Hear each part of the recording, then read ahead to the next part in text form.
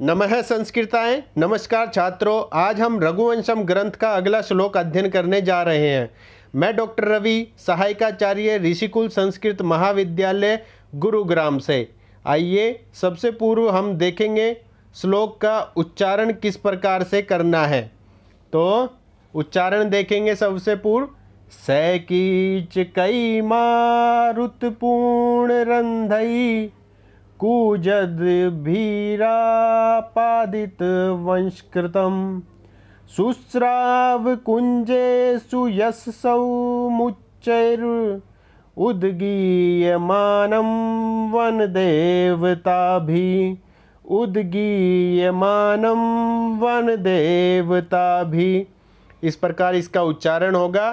तदोपरांत आप संकेत लिखेंगे। संकेत किस प्रकार लिखना है? श्लोक का आरंभिक अक्षर, उसके बाद अंतिम अक्षर लिखकर बीच में डैश डैश लगाकर आप संकेत लिख सकते हैं। इसके उपरांत प्रसंग किस प्रकार लिखेंगे वो देखेंगे। प्रसंग लिखेंगे। प्रस्तुतम पद्यम इदम अस्माकं पाठ्य पुस्तकम रघुवंशं नाम्नः ग्रंथात् उद्धृतं वर्तते। अस्य ग्रंथस्य रचनाकार महाकवि कालिदासः वर्तते। अस्मिन् सर्गे पुत्र प्राप्त्यर्थं सपत्न्या राज्ञ दिलीपस्य नंदिनी गोसेवाया वर्णनम वर्तते। अर्थ जानेंगे। प्रस्तुत पद्य हमारी पाठ्यपुस्तक रघुवंश नामक ग्रंथ से लिया गया है।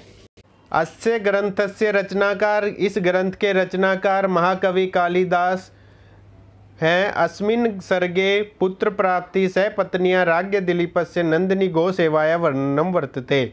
इस सर्ग में पुत्र प्राप्ति के लिए अपनी पत्नी के साथ राजा दिलीप द्वारा की गई नंदिनी गौ सेवा का वर्णन है। अन्वय देखेंगे। जो श्लोक है सैकीचकई मारुत पूर्ण रंधई, वो किस प्रकार उसका अन्वय बनेगा।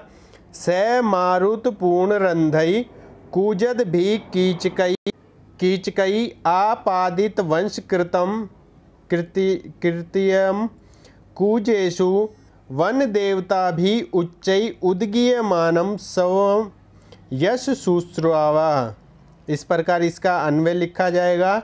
इसके उपरांत जो व्याख्या है वो किस प्रकार होगी। सह किसके लिए आया है? राजा दिलीप के लिए। तो सह राजा दिलीप मारुत पूर्ण रंधई वायु पूर्ण छेद्रई अतएव कूजद भी सौपन भी कीचकई वेणु विशेष है आपादित वंशकृतम संपादित मुरली वाद्य कार्यम यथा स्यात् तथा कुंजेषु लताग्रहेषु वन देवता भी कानन देवी भी उच्चई तार सौरम उद्गीयमानम प्रस्तूयमानम सौ आत्मीयम यश कीर्तिम सुस्राव श्रुतवान। इस प्रकार इसकी व्याख्या होगी। इसके उपरांत इसका जो अर्थ है, अनुवाद है, वो किस प्रकार होगा वो देख लेते हैं। तो अर्थ जो है वो अन्वय के अनुसार लगेगा। स मारुत पूर्ण रंधई, सह उस राजा दिलीप ने, मारुत मतलब मारुत कहते हैं वायु को, हवा को, और पूर्ण रंधई छिद्रों से बहने वाली, पूर्ण रंधई मतलब छिद्रों से बहने वाली हवा। कूजद भी मतलब जो उसकी आवाज़ हो रही है, गूंजने की आवाज़। और किससे आवाज़ हो रही है? कीचकई, जो बांसों के कुंजों में से हवा गुजर रही है, उससे जो आवाज़ हो रही है उससे कुंजेषु वन देवता भी उच्चे उद्गीयमाना सव यश शुश्राव। उन कुंजों से जो हवा गुजर रही है उससे वन देवियों द्वारा ऊंचे स्वर में गाए जाते हुए अपने यश को सुना। जो राजा दिलीप हैं वो जब जंगल में घूम रहे हैं नंदिनी गाय की सेवा के लिए, तो ऐसा लग रहा है कि जो बांसों के बीच से गुजरती हुई हवा से जो आवाज़ हो रही है उससे ऐसा प्रतीत हो रहा है कि जो वन देवियाँ हैं वो ऊंचे स्वर में गाए जाते हुए गाय उनके यश का गान कर रही हैं। इस प्रकार की अनुभूति होती है। आपने देखा होगा जंगल में जब आप जाते हैं गहरे जंगल में जब जाएंगे तो वहाँ वायु की जो हवा की जो आवाज़ है वो अलग सुनाई देती है।